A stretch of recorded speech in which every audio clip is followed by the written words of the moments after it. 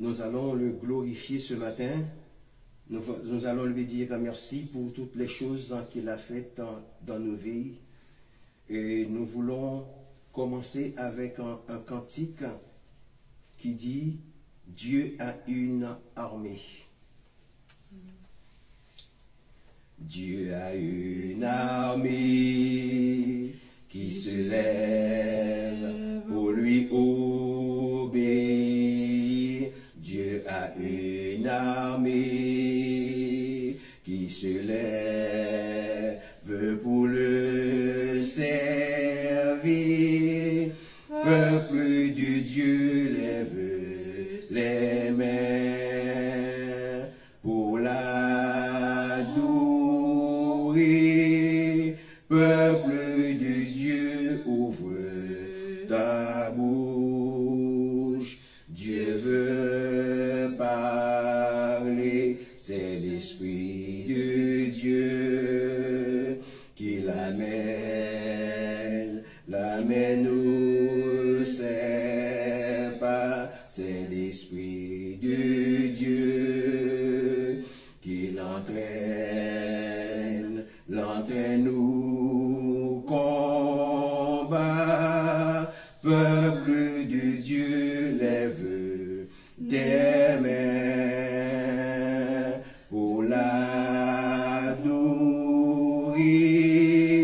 Peuple de Dieu, ouvre ta bouche. Dieu veut parler à l'agneau de Dieu.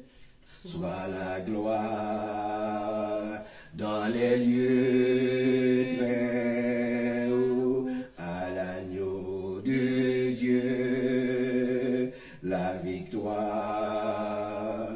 Vive notre héros, peuple de Dieu, lève les mains pour l'adorer. Peuple de Dieu, ouvre ta bouche. Dieu veut parler.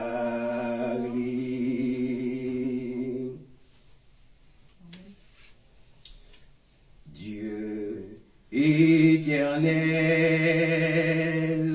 aie pitié de nous. Dieu fidèle, aie pitié de nous. Dieu éternel, aie pitié de nous.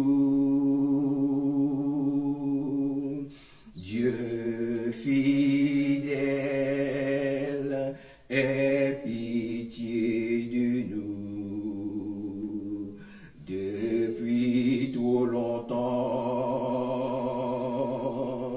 nous t'avons délaissé. Nous t'avons fait confiance aux richesses, à l'argent. Nous avons bien souvent adoré de faux dieux. Peu à peu notre cœur s'est détourné de toi. Dieu éternel, aie pitié de nous. Dieu fidèle, aie pitié de nous. Dieu éternel, aie pitié de nous. Dieu fidèle, aie pitié de nous. Nous venons devant toi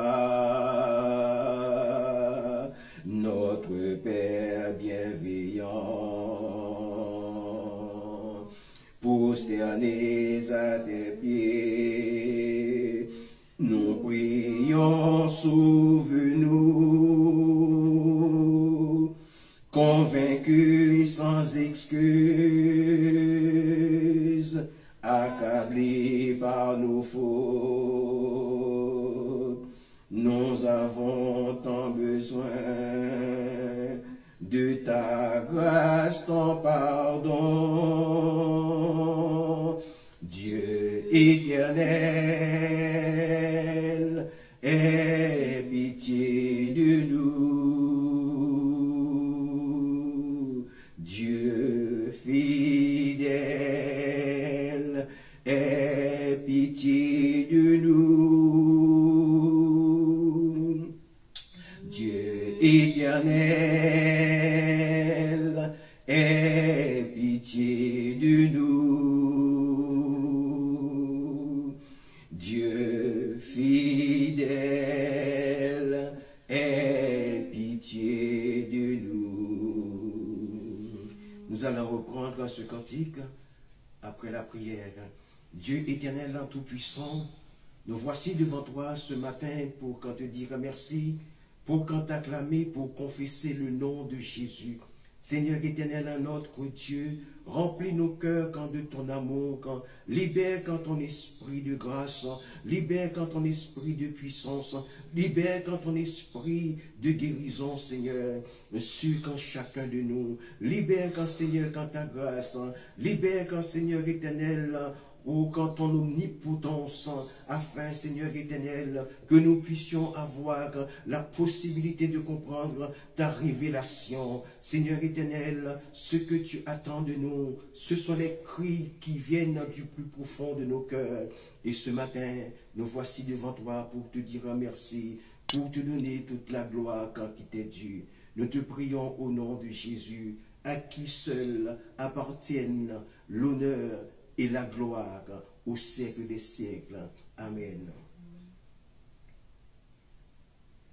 Dieu éternel,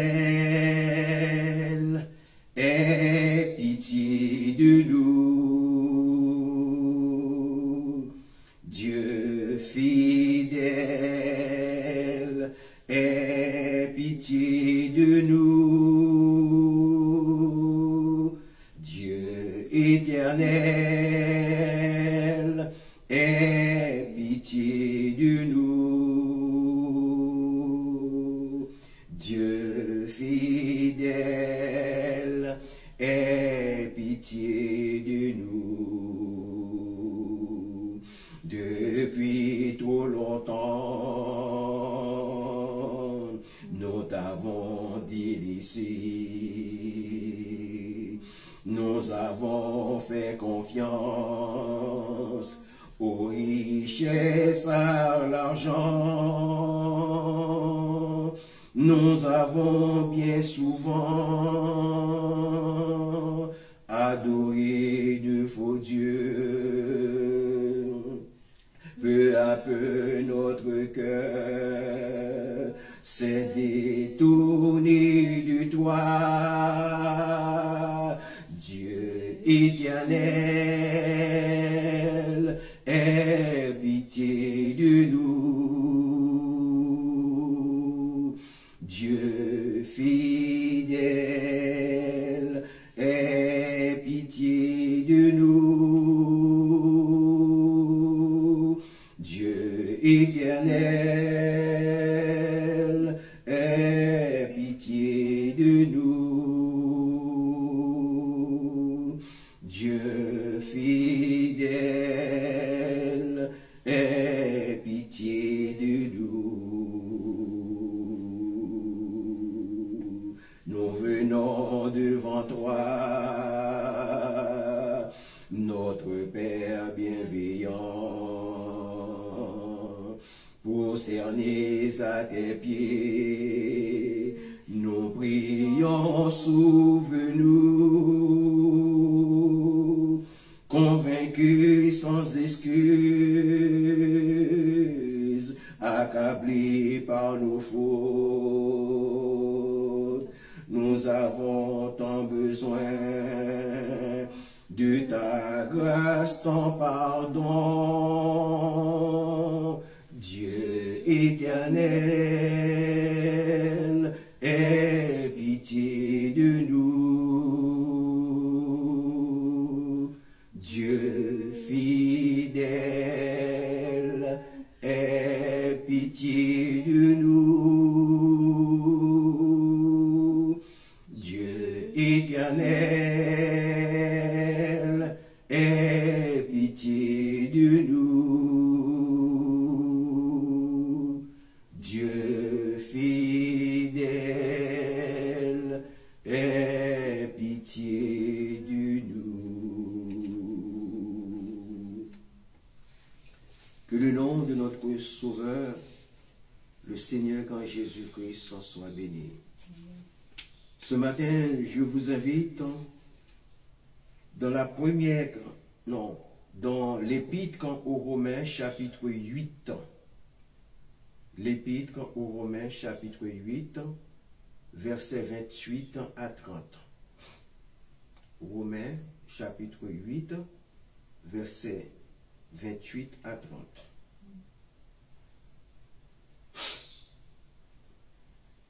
Lecture. Nous savons du reste que toute chose concourt au bien de ceux qui aiment Dieu, de ceux qui sont appelés selon son dessein. Car ceux qu'il a connus d'avance, il les a aussi prédestinés à être semblables à l'image de son Fils, afin que son Fils fût le premier-né entre plusieurs frères. Verset 30. Et ceux qu'il a prédestinés, il les a aussi appelés, et ceux qu'il a appelés, il les a aussi justifiés, et ceux qu'il a justifiés, il les a aussi glorifiés. Amen.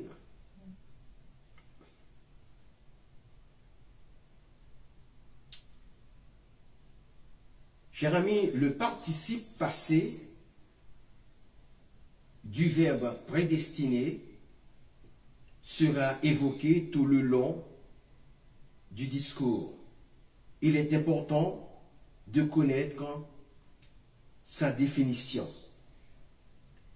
Être prédestiné signifie que le destin de quelqu'un ou de quelque chose est déjà fixé à l'avance et ne peut être changé. C'est l'idée que tout est écrit comme dans un livre, avant même que l'histoire ne commence. C'est un destin fixé à l'avance de notre vie entière. Ce qui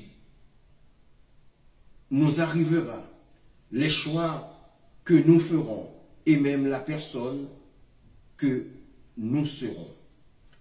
L'idée est que les événements importants de notre existence, de nos succès, de nos échecs, nos rencontres,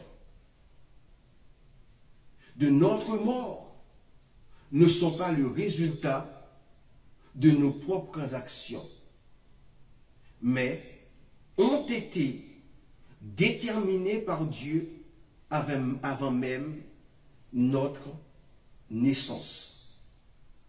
C'est ce que l'on dira plus tard, c'était son destin. C'est comme si un film avait déjà été en script complet, même si les acteurs jouent leur rôle.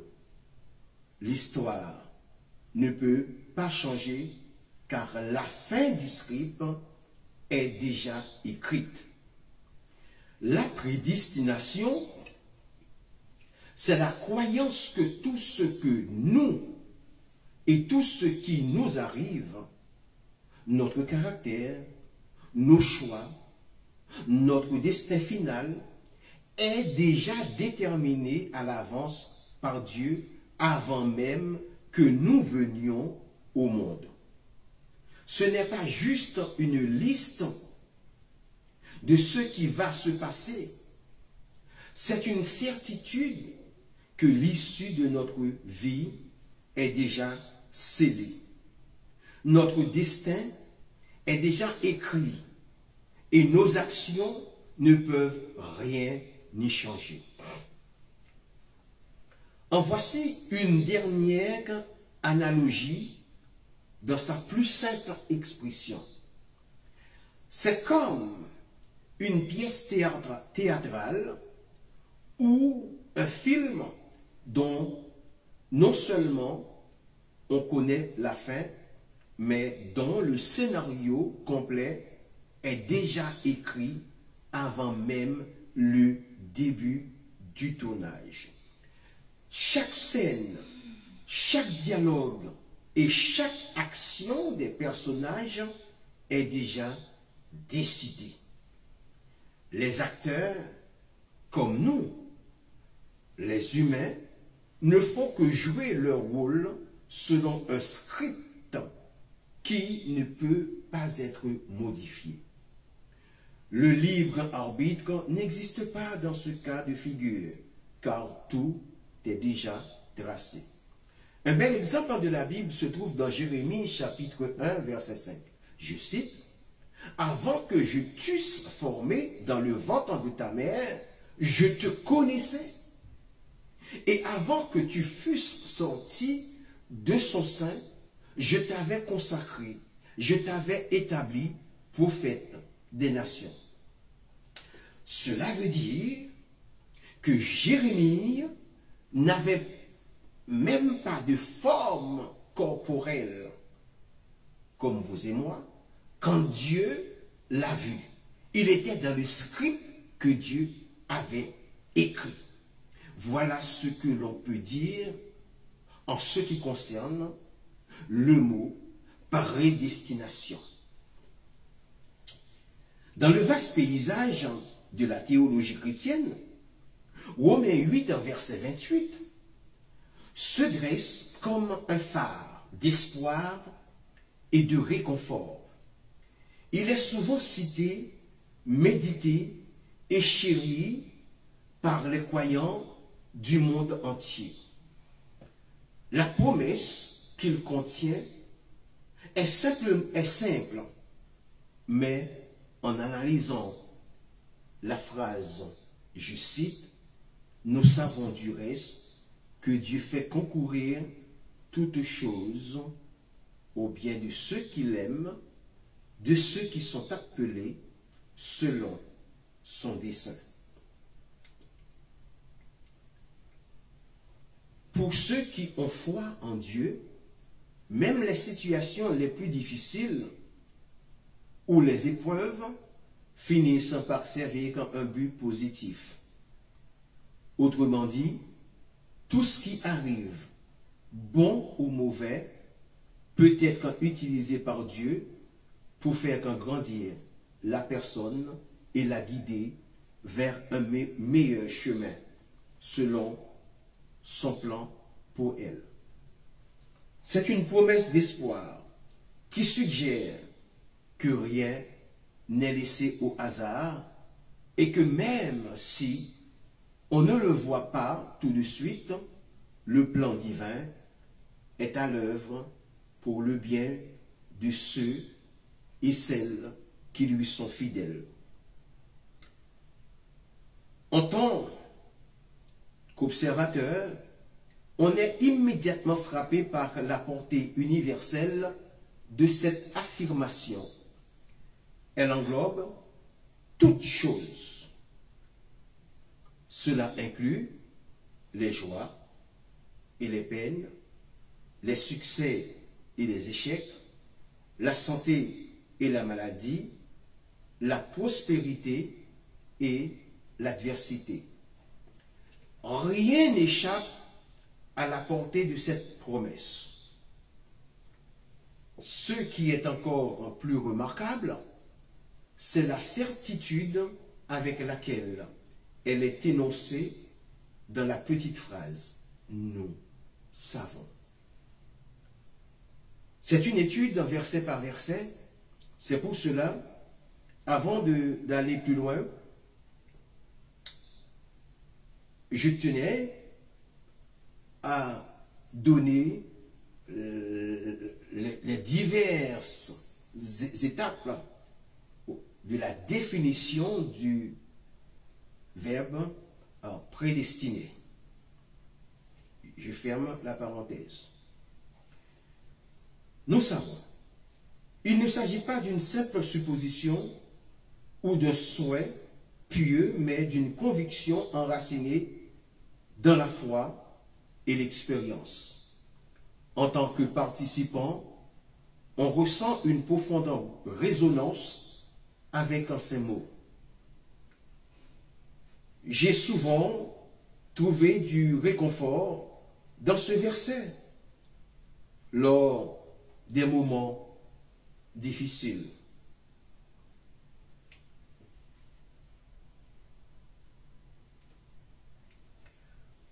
La promesse que même les épreuves les plus douloureuses peuvent être utilisées pour le bien est une source d'espoir inestimable. Il est important de noter que ce verset ne promet pas que toutes les expériences seront agréables ou faciles. Au contraire, il reconnaît que la vie est pleine de défis et de difficultés. Cependant, le verset affirme que pour ceux qui aiment Dieu et sont appelés selon son dessein, Dieu peut utiliser toutes ces choses pour accomplir son plan. L'expression « ce qu'il aime » est cruciale. Elle suggère une relation d'amour et de confiance avec Dieu. Ce n'est pas une simple adhésion intellectuelle à des doctrines religieuses, mais une relation personnelle et intime.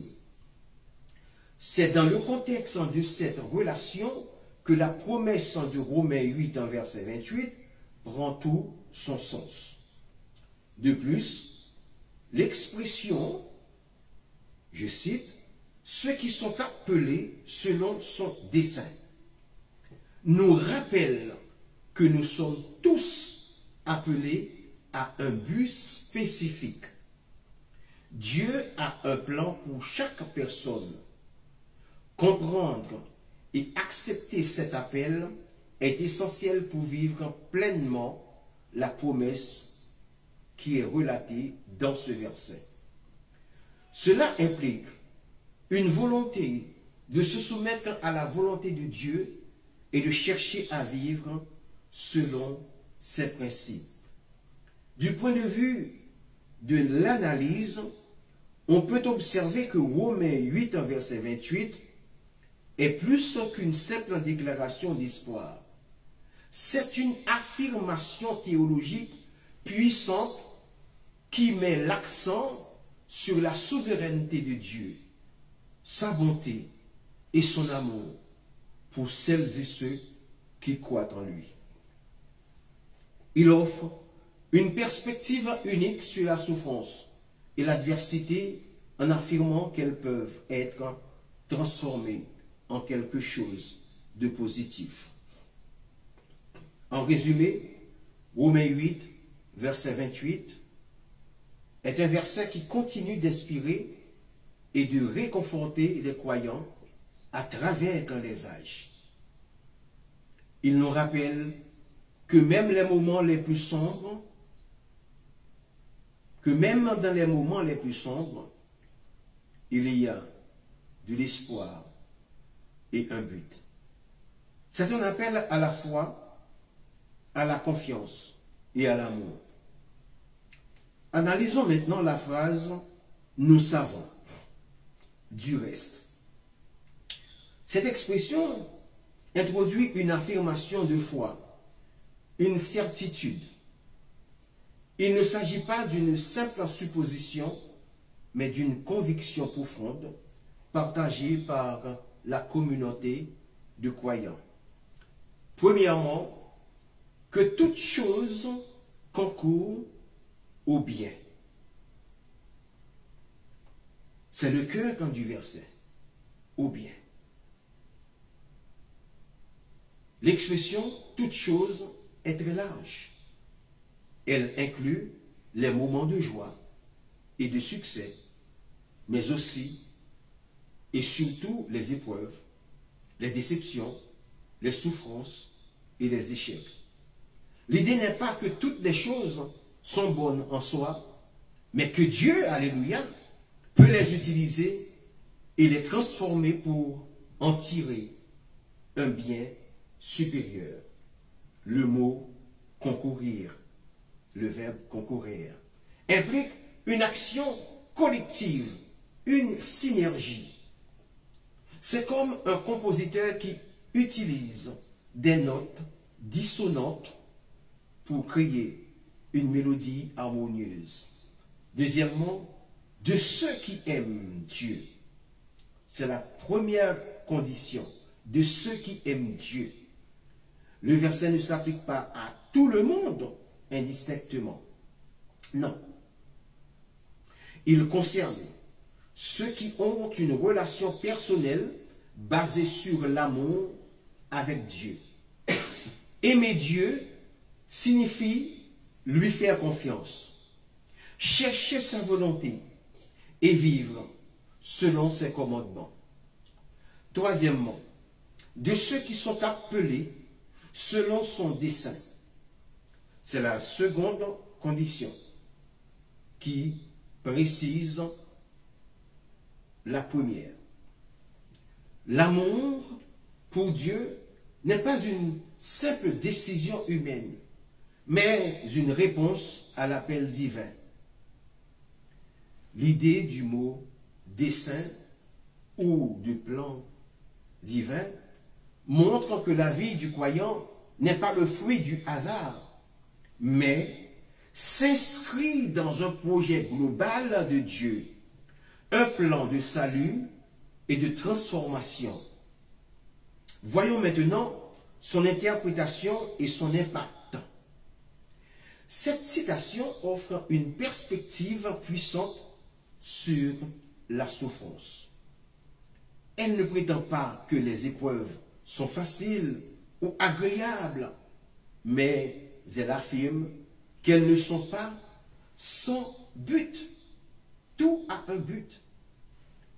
Elles peuvent être des occasions de croissance spirituelle, de développement du caractère, de renforcement de la foi, ou des moyens par lesquels Dieu accomplit ses desseins. Le bien dont il est question ici n'est pas nécessairement un confort matériel ou un succès immédiat, mais un bien spirituel et éternel. La transformation du croyant à l'image du Christ.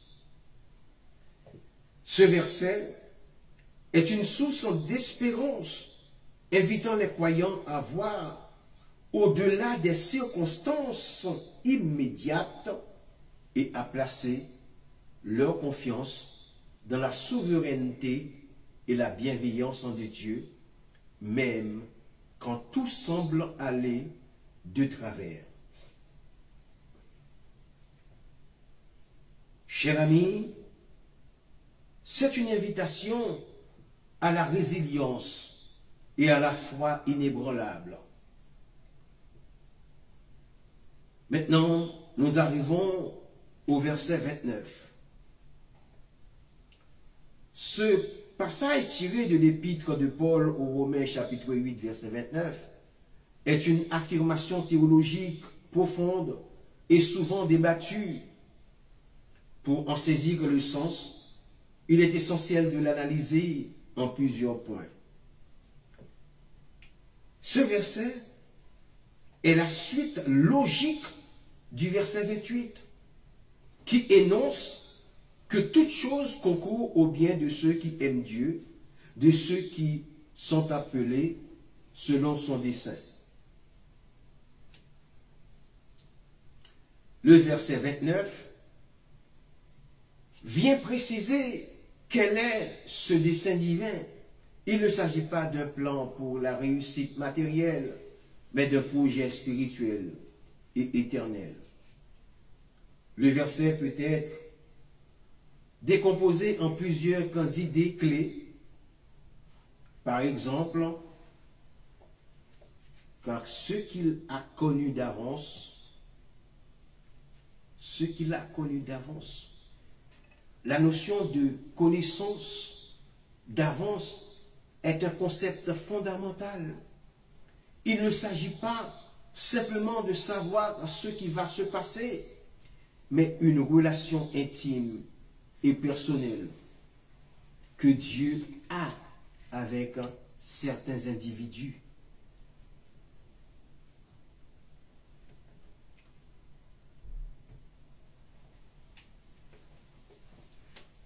Alléluia.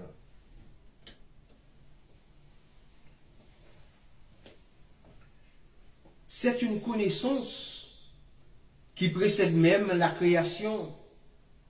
Une relation choisie, c'est une expression de la préscience divine.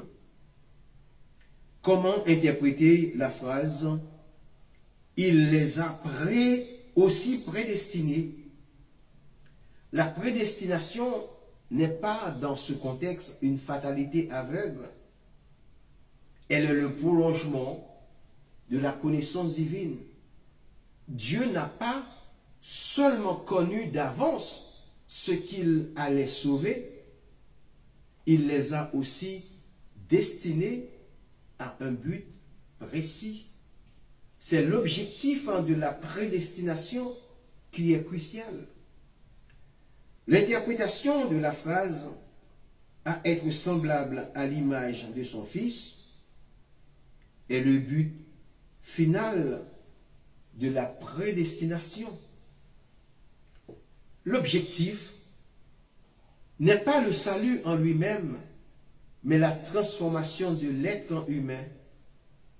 Dieu a prédestiné ceux qu'il a choisis à devenir comme Jésus-Christ. C'est l'idée de la sanctification, un processus par lequel le croyant est rendu de plus en plus conforme à la nature de Christ. En termes de caractère, de sainteté et de moralité. L'interprétation de la phrase « afin que son fils fût le premier-né entre plusieurs frères ». Cette dernière en partie explique la finalité du plan divin. Jésus-Christ est présenté comme le premier-né, non pas dans le sens d'une naissance biologique, car il est éternel, mais comme le premier d'une grande famille de personnes rachetées. Ceux qui sont transformés à son image deviennent ses frères et sœurs. L'idée est que Jésus est le modèle parfait de ce que Dieu veut faire de l'humanité. Et il ouvre la voie à une multitude de personnes qui partagent sa nature divine. Ce verset offre une vision de la souveraineté de Dieu sur le salut de l'humanité. Il montre que le plan de Dieu est à la fois personnel et collectif. La prédestination n'est pas un système arbitraire pour condamner certains, mais un projet pour transformer une multitude d'individus à l'image du Christ, faisant d'eux les frères et sœurs de Jésus et créant ainsi une nouvelle famille pour Dieu. Ce verset qui fait suite à la citation précédente se trouve dans l'épître de Paul aux Romains, chapitre 8, verset 30. Chapitre 8, verset 30 maintenant. Il est considéré comme l'un des passages clés de la théologie chrétienne, car il décrit les étapes du plan de salut de Dieu. C'est ce que l'on appelle la chaîne d'or du salut. Le verset ne décrit pas des étapes qui pourraient être interrompues, mais une série d'actions divines qui sont inextricablement liées. Il montre la logique imparable du plan de Dieu pour ceux qu'il a choisis. Interprétons la phrase. Et ceux qu'il a prédestinés, il les a aussi appelés. Le point de départ est la prédestination dont nous avons déjà parlé, et que Paul affirme que cette prédestination divine se concrétise dans un appel. L'appel de Dieu, traduit du grec par kaléo, est une invitation efficace et personnelle. Il ne s'agit pas d'un appel général lancé à tous et à toutes, mais d'un appel spécifique adressé à celles et ceux que Dieu a choisis, un appel qui les pousse à répondre par la foi. La petite phrase « et ceux qu'il a appelés, il les a aussi justifiés » peut être interprétée comme l'étape de la justification. Ce terme juridique signifie être déclaré juste devant Dieu par la foi en Jésus-Christ. Les péchés de l'homme sont pardonnés et la justice du Christ lui est attribuée. La justification est un acte de Dieu qui n'est pas basé sur les mérites de l'homme, mais sur la grâce de Dieu rendue possible par le sacrifice de Jésus. L'appel de Dieu conduit donc inévitablement à la justification de celui ou de celle qui y répond. Voyons maintenant la phrase, ou bien les phrases, et ceux qu'il a justifiés, virgule, il les a aussi glorifiés. Cette étape finale est le point culminant du salut.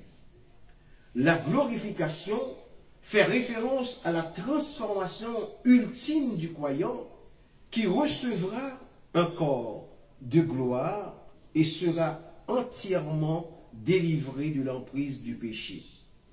C'est l'entrée dans la présence de Dieu et le partage de sa gloire. Ce verset est une source d'une immense assurance pour les croyants. Paul utilise le temps passé pour tous les verbes suivants. Par exemple, à prédestiner, passé composé, à appeler, à justifier, à glorifier, même pour la glorification qui est un événement futur. En utilisant le passé, il souligne la certitude absolue de ce qui va arriver. La glorification est aussi certaine que si elle s'était déjà produite, quand bien même elle est future. La chaîne du salut est donc une démonstration de la fidélité de Dieu. Ce que Dieu a choisi et appelé, il les amène jusqu'au bout de son plan, jusqu'à la gloire éternelle, d'où la glorification. Le salut n'est pas une question de hasard, mais la réalisation du dessein souverain et immuable de Dieu. Nous arrivons maintenant au passage de Romains 31, verset 39. C'est une apogée théologique, une conclusion triomphale sur la vie en Christ et l'œuvre du Saint-Esprit. L'apôtre Paul pose une série de questions rhétoriques pour affirmer l'assurance et l'invincibilité du salut en Jésus-Christ. L'idée centrale est qu'avec Dieu de notre côté, rien ni personne ne peut nous vaincre ou nous séparer de son amour. Premièrement, la logique du salut des versets 31 et 32 nous plonge dans la concrétisation. Alléluia. Paul, commençant par un défi. Si Dieu est pour nous, qui sera contre nous?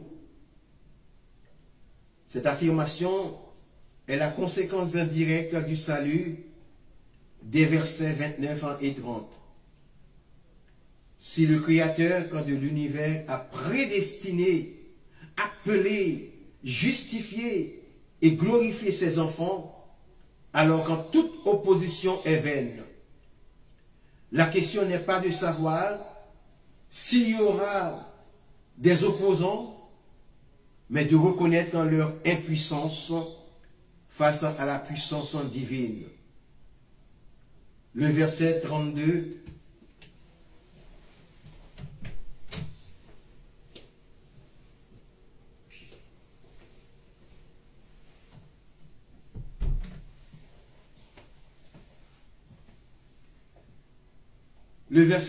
renforce cet argument en utilisant la plus grande preuve de l'amour de Dieu, qui est le sacrifice de son propre Fils.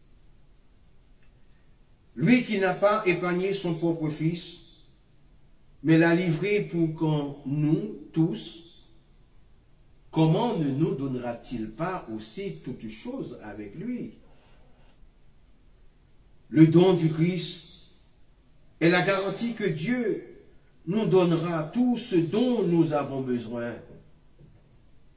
Il n'y a pas de plus grand don à faire, et Dieu ne s'arrêtera pas en chemin pour nous bénir et pour renvoir à nos besoins. Ces versets se présentent comme un procès où le croyant est à la fois l'accusé et le défendeur. L'accusation du verset 33, je cite, « Qui accusera les élus de Dieu ?»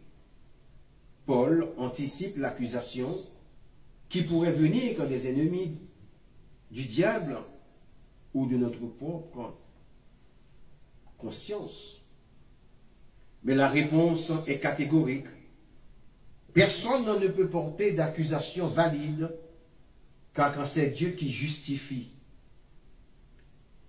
L'acte de justification de Dieu est final et irréversible. Maintenant, voir la défense. La défense du verset 34, qui les condamnera? Si la justification est le verdict, la question de la condamnation ne se pose plus. L'apôtre Paul fournit une triple preuve pour la défense. Triple preuve. Premièrement, première preuve, Christ est mort, son sacrifice a payé le prix du péché. Deuxième preuve, Christ est ressuscité, sa victoire sur la mort garantit la vie éternelle pour celles et ceux qui croient. Troisième preuve, Christ est à la droite de Dieu, il est dans une position de pouvoir et d'intercession. Il est notre avocat auprès du Père, plaidant sans cesse pour nous. Voilà. La certitude de l'amour de Dieu mentionnée au verset 35 à 39 maintenant. Paul conclut par une liste exhaustive de tout ce qui pourrait semblaient nous séparer de l'amour de Dieu. Il commence par des épreuves externes qui sont tribulation, détresse, persécution et les épreuves sociales qui sont faim, nudité, péril, épée.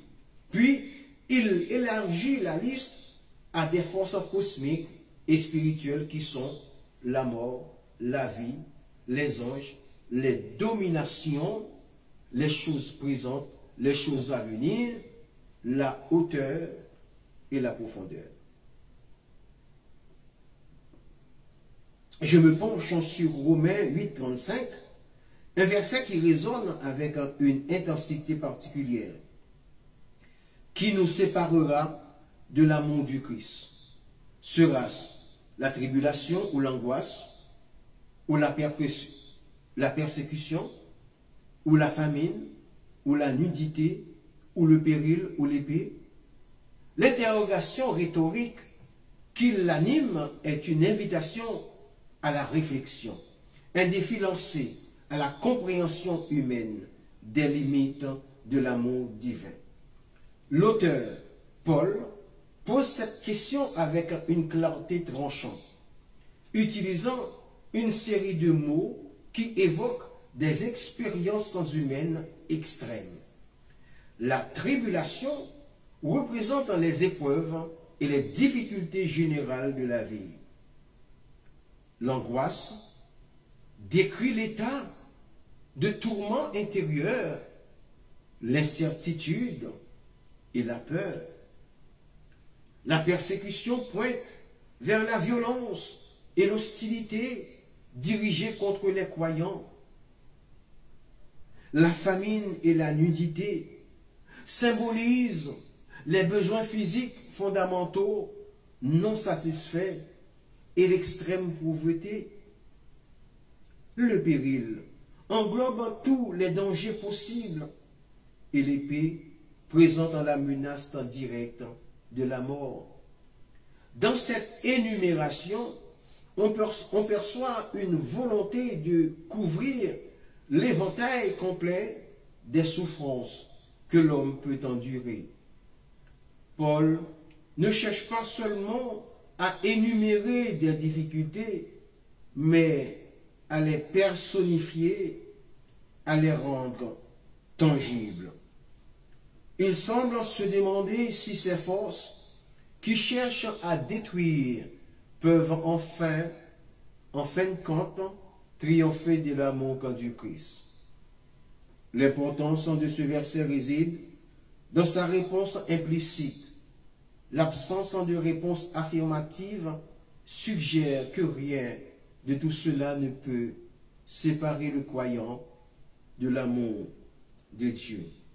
C'est une affirmation audacieuse de la fidélité divine, un message d'espoir et de réconfort face à l'adversité. Chers amis, chers frères et sœurs, en tant qu'analyste des textes sacrés, je ressens une profonde empathie face à cette question.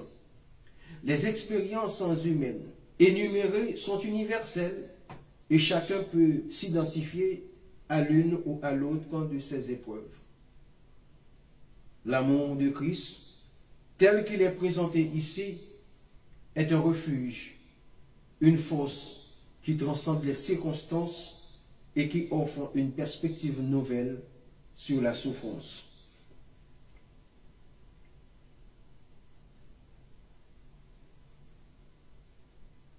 L'impact de ce verset est durable.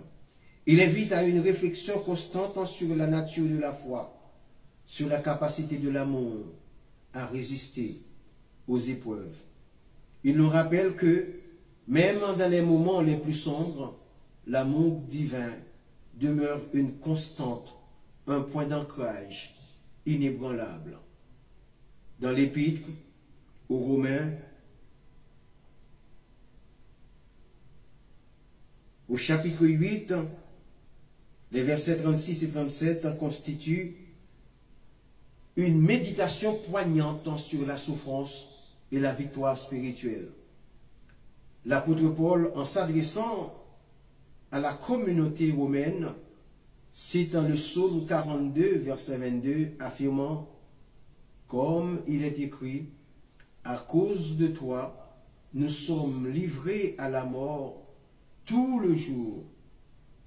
Nous avons été regardés comme des brebis destinées à la boucherie. Cette citation biblique met en lumière la réalité de la persécution et de l'adversité que les croyants endurent. L'emploi de la première personne du pluriel « nous »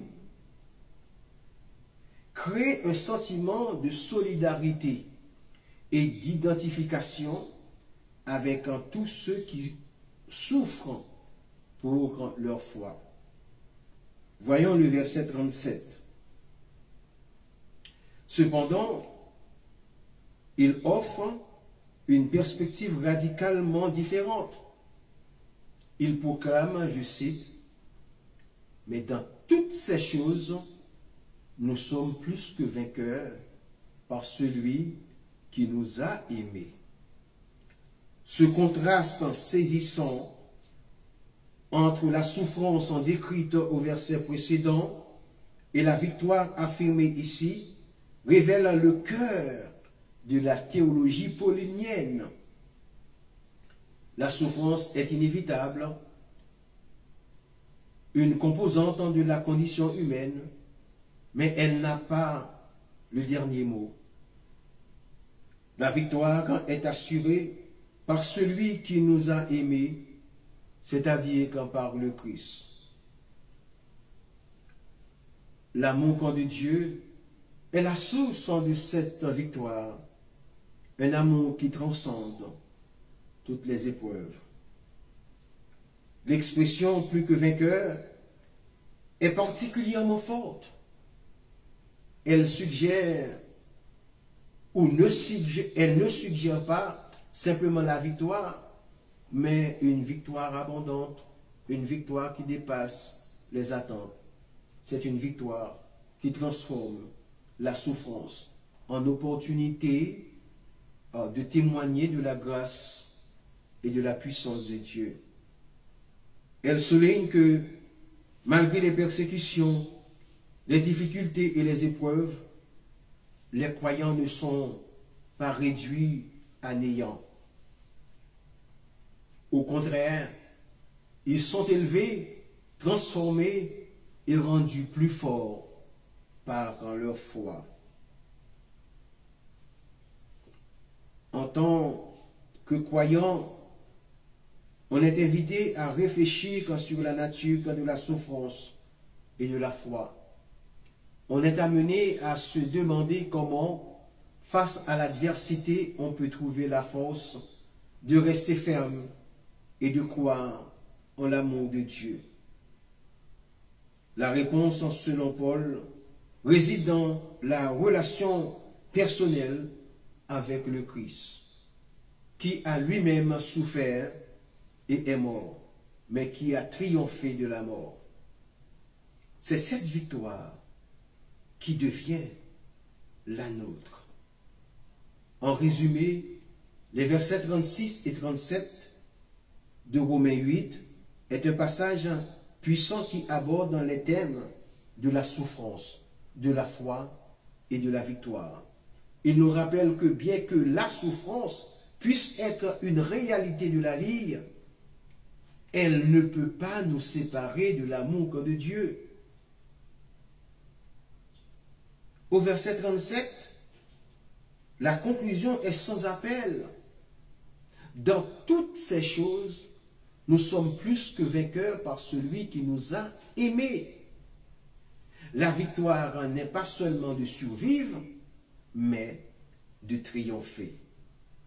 L'amour de Dieu est plus fort que tout. L'amour de Dieu est plus fort que tout. Ce n'est pas notre force qui nous rend vainqueurs, mais l'amour du Christ pour nous. Penchons-nous sur le verset 38 du chapitre 8 de Romains. En ce qui concerne ce passage qui résonne profondément, je me sens obligé de l'examiner sous plusieurs angles. Je sais, car je suis persuadé que ni la mort, ni la vie, ni les anges, ni les principautés, ni les choses présentes, ni les choses à venir, ni les puissances, ni la hauteur, ni la profondeur, ni aucune créature ne pourra nous séparer de l'amour de Dieu manifesté en Jésus-Christ, notre Seigneur.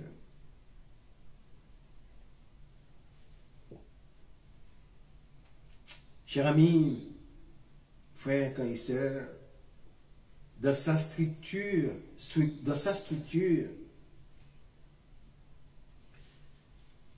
verset dans sa structure est une affirmation catégorique.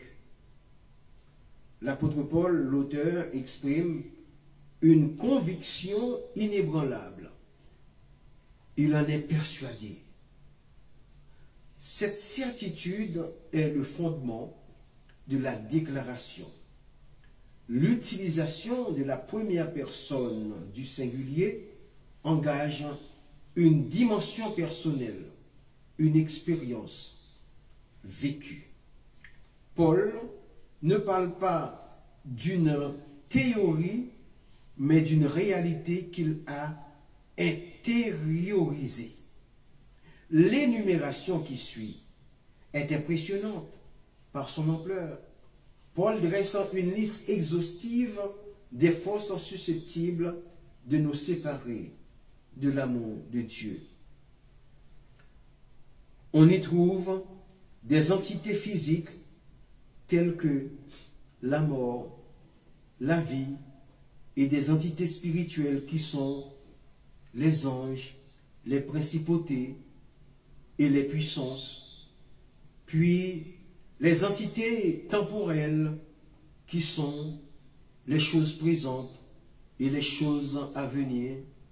Et il ajoute même des dimensions métaphysiques qui sont la hauteur et la profondeur. Alléluia. Alléluia. Aucune de ces forces, aussi puissantes en soit-elle, ne peut briser le lien avec un Dieu. Le choix des mots est crucial. Paul ne dit pas simplement que ces choses ne nous affecteront pas, mais qu'elles ne nous sépareront pas. La séparation implique une rupture, une distance, une perte de communion. Or, selon Paul, rien ne peut rompre l'amour de Dieu. Cet amour est inconditionnel, éternel et transcendant toutes les expériences humaines. La dernière partie du verset ancre cet amour dans la réalité historique et spirituelle par la phrase, je cite, « manifesté en Jésus-Christ, notre Seigneur ». L'amour de Dieu n'est pas seulement une abstraction, il s'est révélé de manière concrète en la personne de Jésus. Je crois que je vais enlever l'adverbe seulement. On l'enlève. On dit plutôt, l'amour de Dieu n'est pas une abstraction. Il s'est révélé de manière concrète en la personne de Jésus. C'est à travers Jésus-Christ que l'amour divin est devenu accessible, compréhensible et expérimental ou expérimentable. Le titre Seigneur souligne la souveraineté et l'autorité de Jésus, renforçant l'idée que cet amour est ultime et indépassable. On peut ressentir la force de cette affirmation. Il s'agit d'un message d'espoir, de réconfort et de confiance.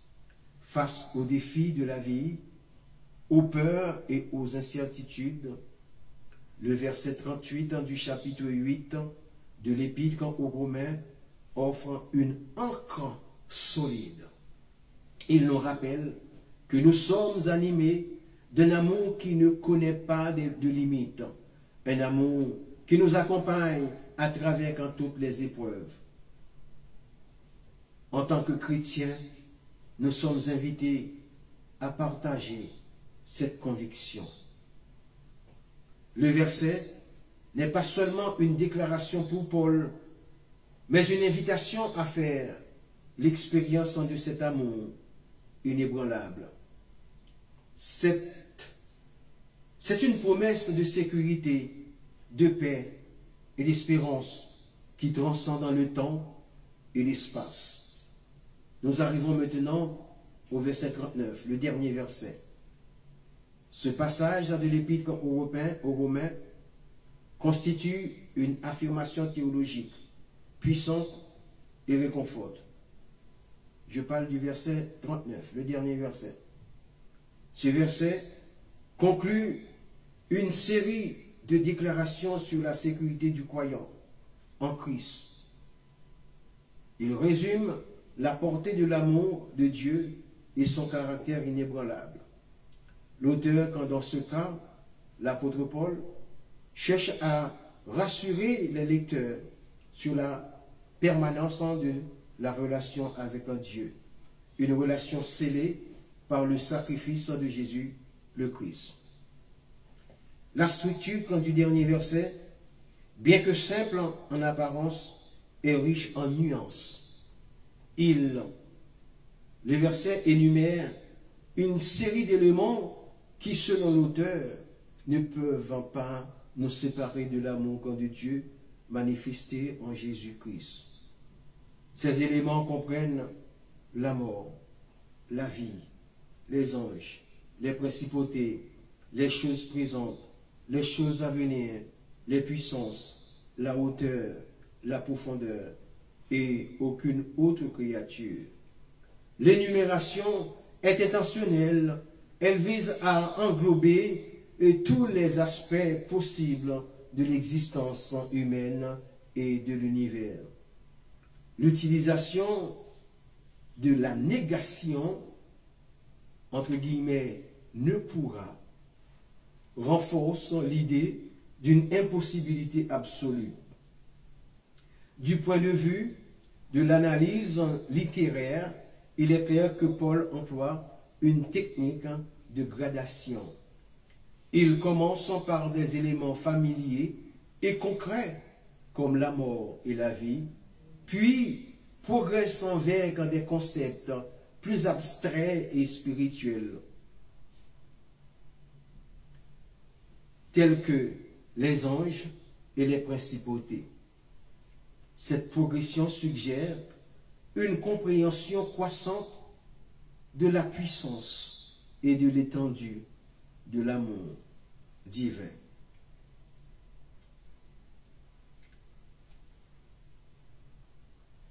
En conclusion, avec l'expression « aucune autre créature »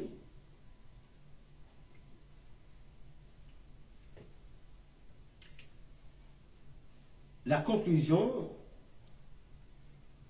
avec cette expression, je cite, « aucune autre créature ».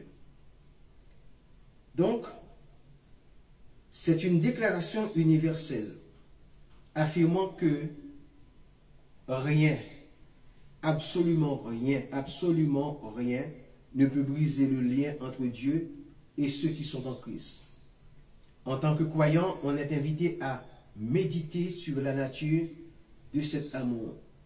On peut se demander comment l'auteur, dans un contexte de persécution et de difficulté, pouvait-il affirmer avec autant de certitude que rien ne pouvait nous séparer de l'amour de Dieu?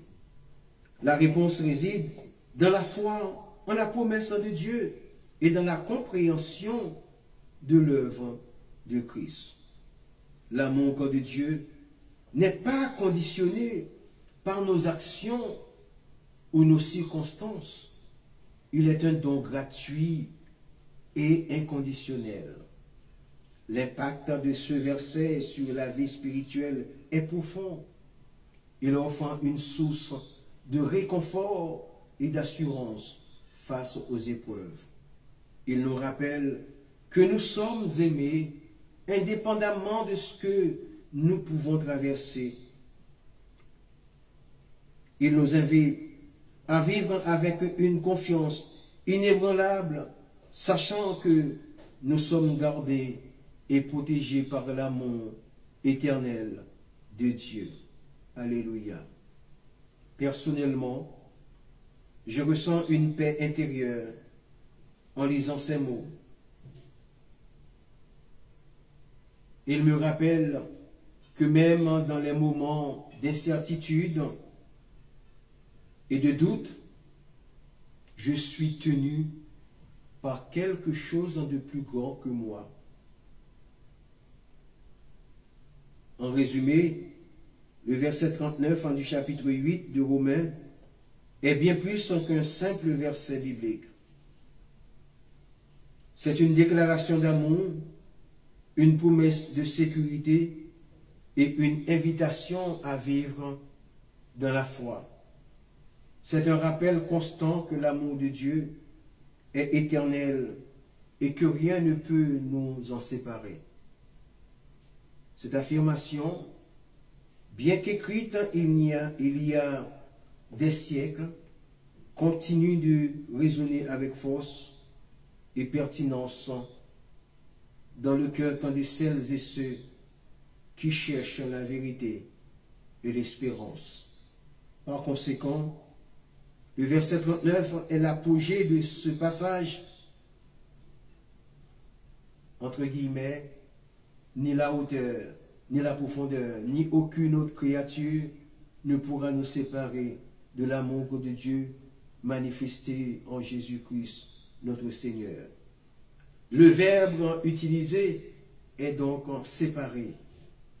Paul ne dit pas que ces choses ne peuvent pas nous causer de la peine ou de la souffrance, mais qu'elles sont impuissantes à briser notre lien avec l'amour de Dieu. Cette image symbolise la chaîne du salut ininterrompue. Dans le contexte du 8e chapitre de l'Épître aux Romains, et plus particulièrement dans le passage vibrant qui s'étend du verset 28 au 39, se dessine une affirmation d'une puissance et d'une certitude qui transcendent les épreuves de la vie. L'apôtre Paul, à travers ces mots, nous offre non pas une simple consolation, mais une proclamation audacieuse.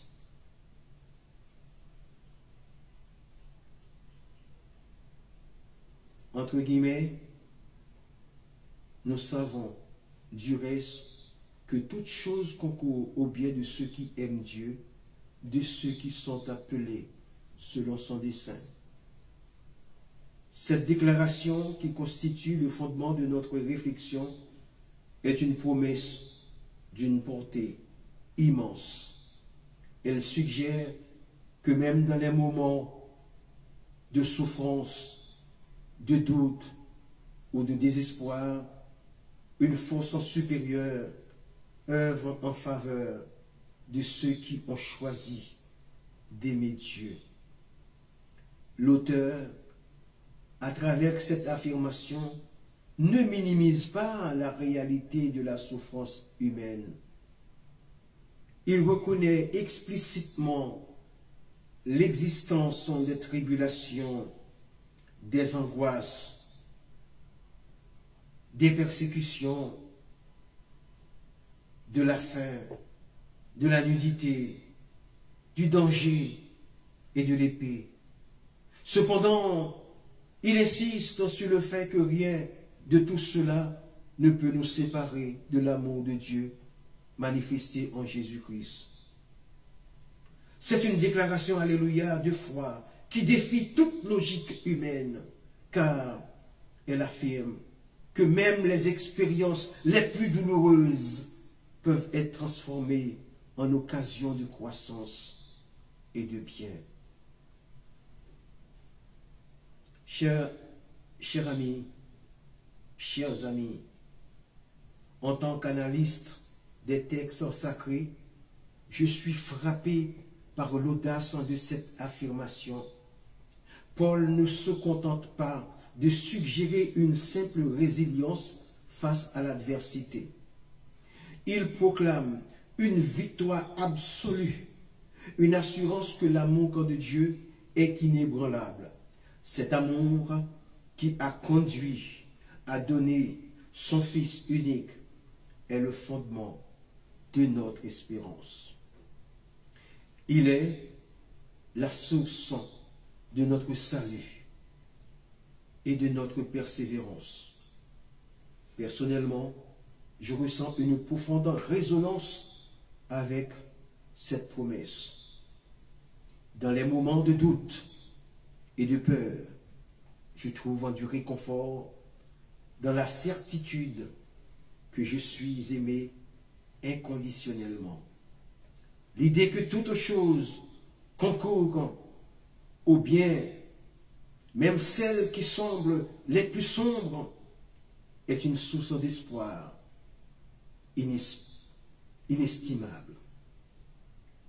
Elle me rappelle que je ne suis pas seul et que je suis soutenu par une force qui dépasse mon entendement.